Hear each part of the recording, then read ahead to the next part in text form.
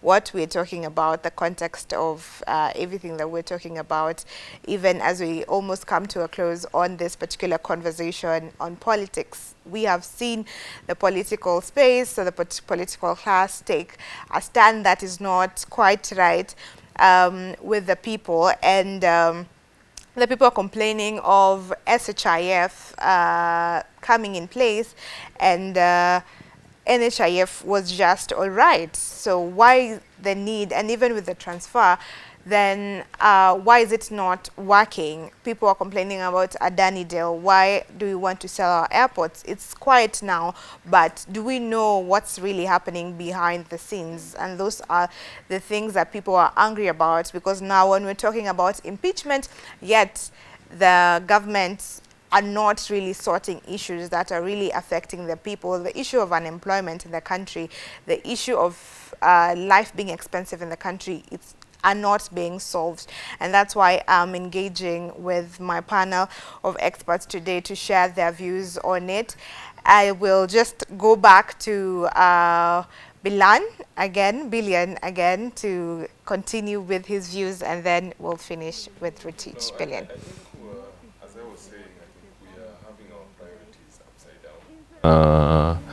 I believe there are better ways, better channels of solving what is happening between the president and the deputy president, and concentrating on delivering on the promises they had to our people. If you look at the Adani issue, has been a big issue. We don't know a conclusion. We don't have a conclusion. We don't have a direction. We don't know what is happening. There were an uproar even from experts on the Shah conversation. They were too quick to roll it out, and I thought they'd learned from what happened with the finance bill, that sometimes, because you're involving people, you are taking people's money. If it was the government's money, it would be different, but now this one, you don't want me to understand where my money is going, and even after taking my money, I'm still not getting the services that are required for me. And I saw the CS for health also, when she was being asked, very deep questions about this Shah, she was not able to even explain some of those questions. Yeah. And if her, who is supposed to be overseeing this implemented, is not able to answer these questions, what does that mean to a common mwananchi, that every month the money is deducted? 2.75% is deducted from their salary.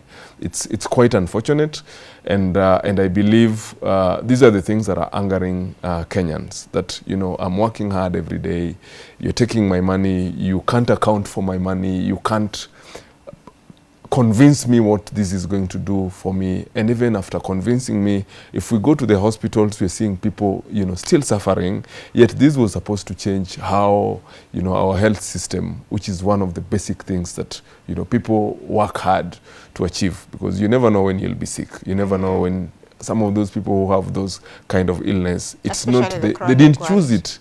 Yeah, so you have no choice, you have to go to the hospital.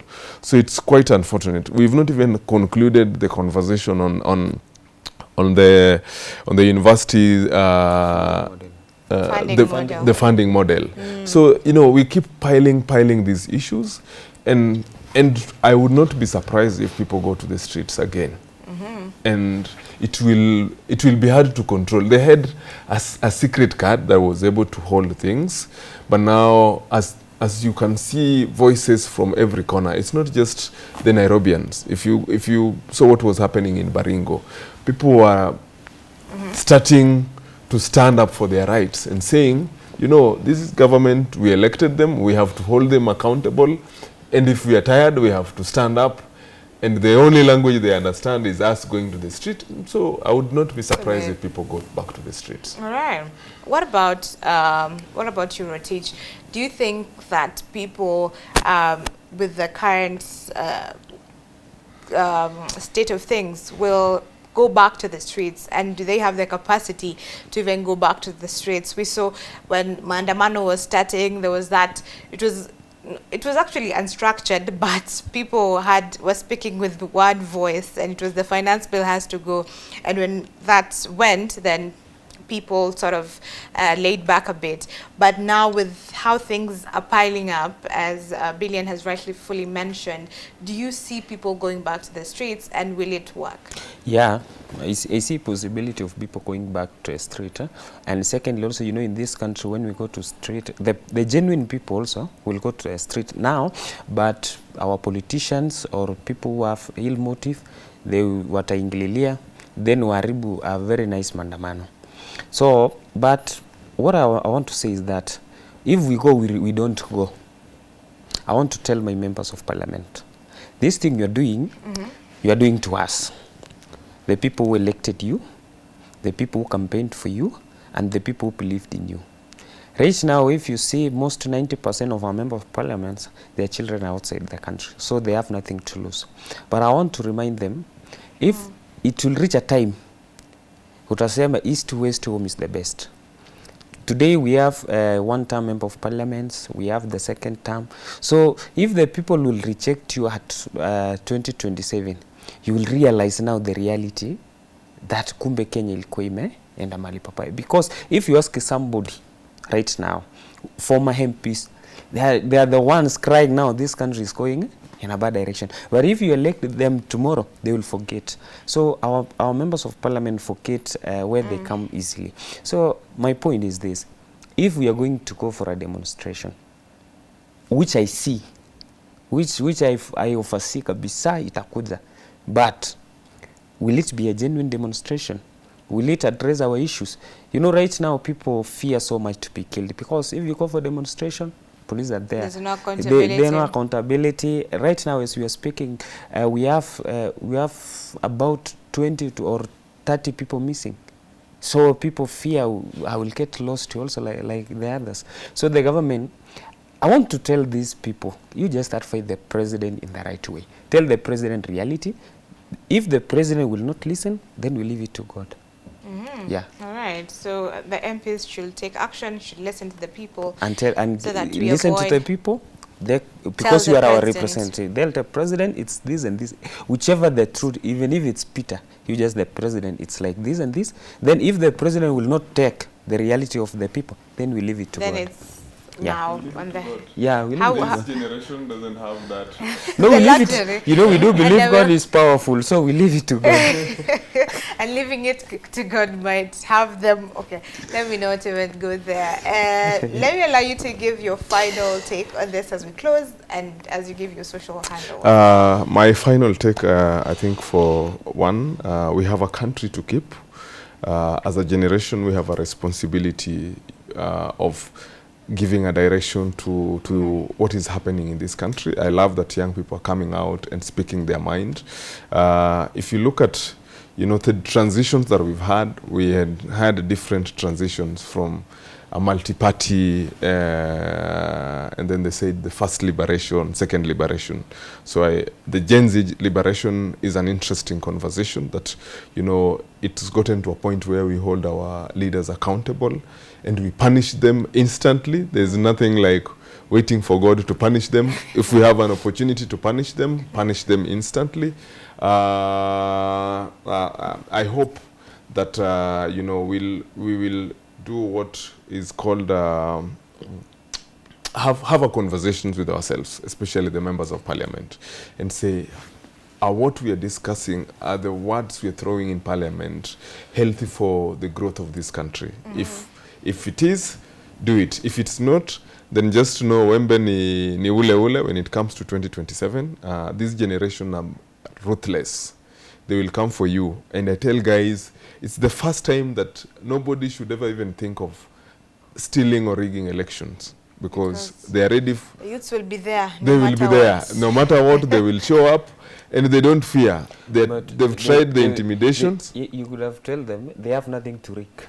What are they going to rig? They have nothing to rig at all. Yeah. No. The politicians will always find a way of making things they have nothing, to work my on friend. their advantage. They have nothing. 10 million. In fact, he will get more than 1 million. He'll tell us where he found that 1 million. They have nothing to rig. So it's a serious warning to them. But I love that we are standing up for our country. That is what is important for us as a generation. I encourage all of us to stand up for our country, because as young people, we are inheriting. Let's not inherit a broken society. Let's inherit something that when we pass it down to the coming generations, we'll be proud of what we did.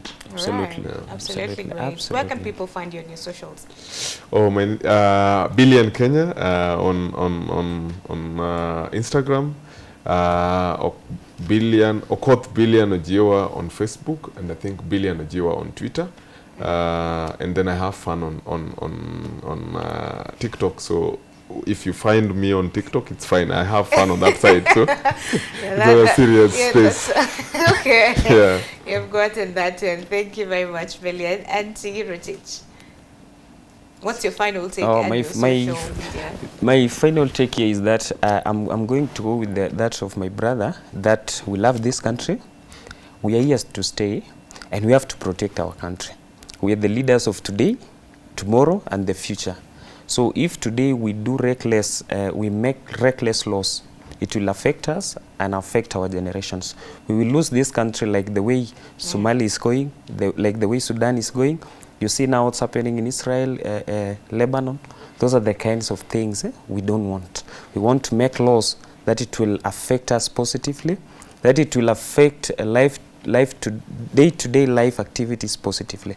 So I want to tell the president, the president, I know I'm young to advise him, but I want to tell the president, since you are a Christian and you do believe in Christianity and you do believe in God, you just see for yourself, ask yourself, is this good? Is my country going well? Then you will have your own answers as a president. And of that impeachment of tomorrow, I want to tell members of parliament, after you have done everything, what next? What next? What next? After you have impeached him, what next? Will this country go forward or go back? We leave that there, but at the end of the day, mwananchi ndo anaumia. Yeah. Okay, thank you very much, Ritesh, for the amazing insights as well. And we hope to have you both next time for a different discussion. Let's see how this stands out, how the political climate will be, and your projections on the next steps in future. So thank you for tuning in for this.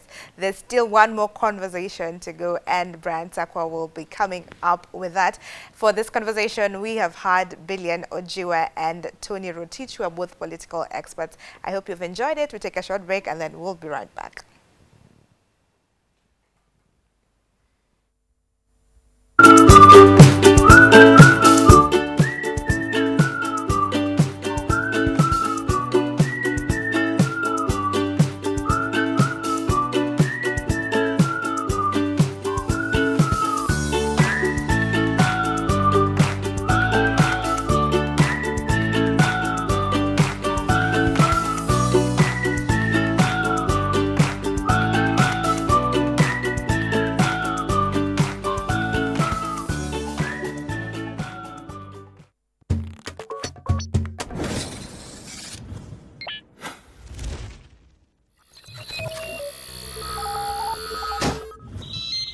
Y254.